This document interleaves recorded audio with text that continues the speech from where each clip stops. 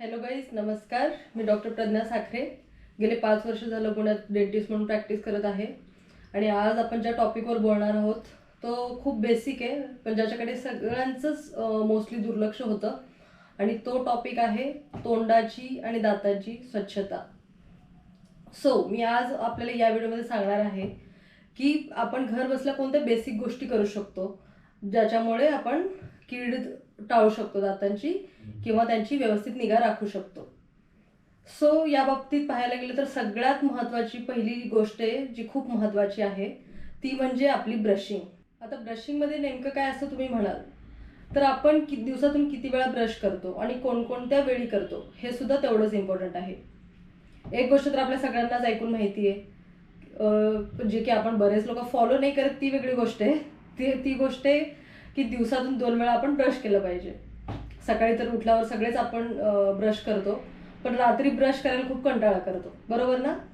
तर रात्री ब्रश करणं काय इम्पॉर्टंट आहे हे मी तुम्हाला सांगते. आता जेव्हा आपण रात्री झोपतो तेव्हापासून सकाळी उठेपर्यंत साधारणतः 9 ते 10 तासांचा गॅप पडतो.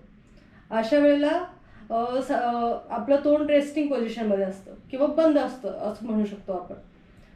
आपलं तोंड जेव्हा बंद असतं अशा वेळेला आपण जर रात्री ब्रश न करता झोपलेलो असू तर आपल्या तोंडात जे अन्नाचे कण राहिलेले असतात तोंडात किंवा दातांवर, तर या अन्नाच्या कणांवर बॅक्टेरिया ॲक्ट करतात. आता ॲक्ट करतात म्हणजे नेमकं काय, तर दातांवरती राहिलेल्या अन्नांचा कणांचा वापर करून हे बॅक्टेरिया दातांच्या डिमिनरलायझेशनच्या प्रोसेसला सुरुवात करतात. आता डिमिनरलायझेशन म्हणजे बेसिकली दातांच्या कुजण्याची प्रक्रिया सुरू करतात. आणि ही प्रक्रिया कशी होते हे मी तुम्हाला थोडक्यात सांगते. आपल्या दातांवर राहिलेल्या अन्नांच्या कणांचा वापर करून बॅक्टेरिया स्वतःचा एनर्जी सोर्स तयार करत असतात. आणि हे एनर्जी सोर्स तयार करत असताना ॲसिड प्रोड्यूस होतं आणि या ॲसिडमुळे आपल्या दातांच्या किडीला सुरुवात होते. आणि आपल्या जेवणात गोड खाण्याचं प्रमाण जर जास्त असेल तर शुगर हे बॅक्टेरियांचं प्राथमिक सोर्स असल्यामुळे ही प्रोसेस फास्ट होते. त्याच्यामुळे अशा लोकांमध्ये कीड लागण्याची प्रोसेस लवकर होते आणि अशा लोकांमध्ये त्यांचं प्रमाण जास्त दिसून येतं. त्याच्यामुळे रात्री ब्रश करणे हे खूप इम्पॉर्टंट आहे. आणि आता दुसरी महत्त्वाची गोष्ट म्हणजे चूळ भरणे. प्रत्येक जेवणानंतर आपण व्यवस्थित चूळ भरलीच पाहिजे, स्पेशली रात्री झोपताना. आणि रात्री झोपताना का केलं पाहिजे याचं रिझन मी तुम्हाला मगाशीच सांगितलं. तर नॉर्मल पाण्याने चूळ भरण्यापेक्षा जर तुम्ही कोमट पाण्यात मीठ टाकून चूळ भरत असाल तर अतिउत्तम. कारण मिठामध्ये जंतुनाशक म्हणजेच अँटीबॅक्टेरियल प्रॉपर्टीज असतात. पूर्वापार वर्षांपासून छोटी मोठी जखम वगैरे नीट करण्यासाठी मिठाचा वापर केला जायचा. आणि आताही त्वचेशी रिलेटेड काही प्रॉब्लेम्स असतील, जसं की खूप खाज सुटणे, स्किन इरिटेशन्स किंवा काही ॲलर्जिक कंडिशन्स असतील तर डॉक्टरसुद्धा मिठाच्या पाण्याने आंघोळ करण्याचा सल्ला देतात, ज्याला आपण सॉल्ट वॉटर बाथ असं म्हणतो, जे आपल्याला ऐकून माहितीच असेल. आणि तोंडाच्या बाबतीत म्हणायचं झालं तर मिठाच्या पाण्याने गुळण्या करण्याने बरेच प्रॉब्लेम सॉल्व्ह होतात. जसं की ऑब्व्हियसली दातांची कीड कमी व्हायला मदत होते, हिरड्यांची सूज कमी होते. आणि ज्या लोकांमध्ये माउथ अल्सर्सचा प्रॉब्लेम जास्त आहे त्यांच्यामध्ये हे अल्सर्स कमी व्हायला सुद्धा मदत होते. आणि याच्यामुळे तोंडाची दुर्गंधीसुद्धा कमी व्हायला मदत होते. त्याच्यामुळे आपण मिठाच्या पाण्याने गुळण्या केल्याच पाहिजेत. आणि याचे काही साईड इफेक्ट्स नाही आहेत, त्याच्यामुळे दिवसातून तुम्ही अनेक वेळा हे करू शकता.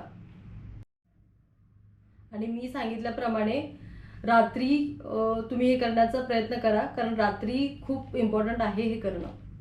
आता तिसरी गोष्ट म्हणजे माउथवॉशचा वापर करणे. माउथवॉशचा वापर करून सुद्धा तुम्ही गुळण्या करू शकता. हे कोणी करायला पाहिजे तर ज्या लोकांना वाटतं की आपली व्यवस्थित ब्रशिंग होत नाही आहे त्या लोकांसाठी हे बेस्ट आहे. कारण काही काही लोकांमध्ये कसं असतं, खूप क्राऊडेड दात असतात किंवा काही काही लोकांमध्ये वेडेवाकडे दात असतात, ज्याच्यामुळे ब्रश करताना सगळीकडे व्यवस्थित ब्रश पोहोचत नाही. तर अशा लोकांनी माउथवॉशचा वापर केला पाहिजे. चौथा आहे डेंटल फ्लॉसचा वापर करणे. आता काही लोकांना डेंटल फ्लॉस म्हणजे काही हे माहिती नसेल, तर बेसिकली डेंटल फ्लॉस म्हणजे एक असं दोरीसारखं येतं. त्याच्याने आपण 2 दातांच्या मध्ये टाकून साफ करायचं असतं त्याच्याने. जिथे आपल्याला वाटत असेल की व्यवस्थित ब्रशिंग होत नाही आहे किंवा एका पर्टिक्युलर ठिकाणी अन्न जास्त अडकतंय, अशा ठिकाणी तुम्ही ते घालून त्याच्या साहाय्याने तुम्ही साफ करू शकता. पाचवं आणि सर्वात महत्त्वाचं म्हणजे रेग्युलरली डेंटल चेकअप करून घेणे, रूटीन चेकअप ज्याला आपण म्हणतो, ज्याच्यामुळे काय होईल, जर एखाद्या दाताला कीड लागायला सुरुवात झाली असेल तर ती योग्य ट्रीटमेंट करून तिथेच वेळोवेळी थांबवता येईल, ज्याच्यामुळे पुढे जाऊन रूट कॅनल किंवा दात काढणे अशी वेळ जेणेकरून येणार नाही. नाहीतर मी रोज प्रॅक्टिसमध्ये बघते, जोपर्यंत पेशंटला असह्य वेदना होत नाहीत किंवा असा मोठा गाल सुजत नाही तोपर्यंत पेशंट आमच्याकडे येतच नाही.